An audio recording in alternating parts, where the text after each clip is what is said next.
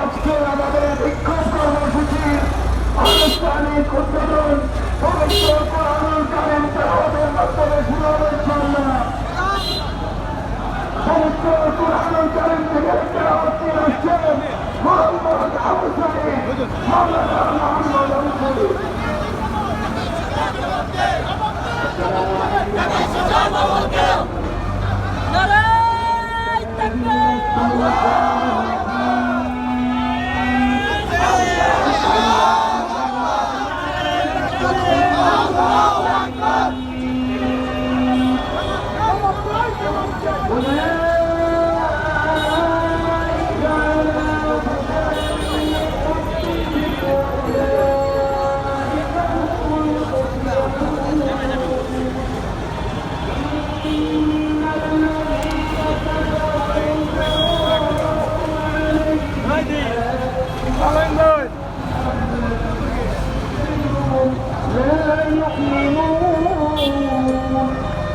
ختم الله على قلوبهم وعلى سمعهم وعلى أبصارهم غشاوة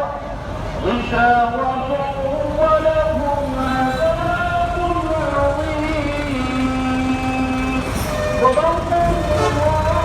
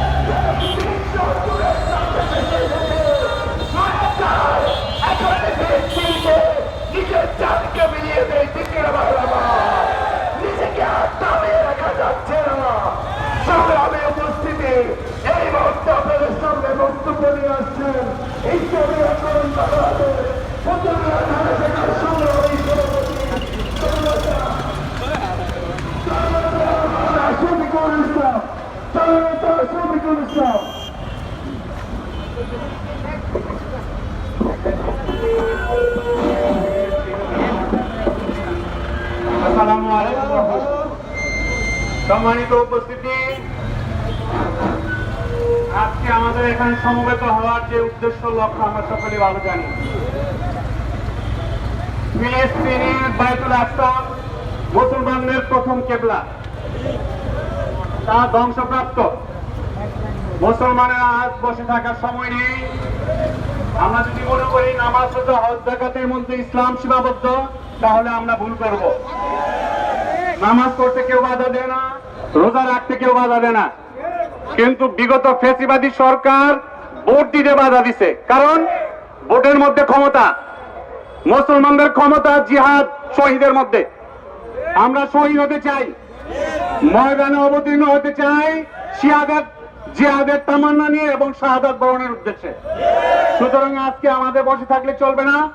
এখান থেকে আজকের থেকে মুসলমানদের সংগ্রাম চলবেই। বাইতুল মুকাদ্দাস আঘাতপ্রাপ্ত হয়েছে। ইতিমধ্যেই ভারতের যেই হিন্দুত্ববাদীর যে থাবা গজওয়াতুল হিন্দ আসে ভাব।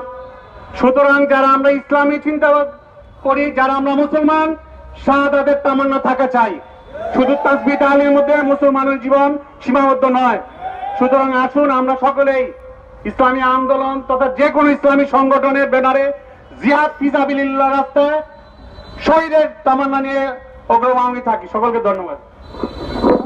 আমি আজকের প্রোগ্রাম সফলতার জন্য ব্যানারের পিছনে জেলা আন্দোলন মহানগর এবং জেলার আমলার সদস্য ছাড়া যারা আছি, আমরা একটু রাস্তায় নেমে আসি সৌন্দর্যের জন্য।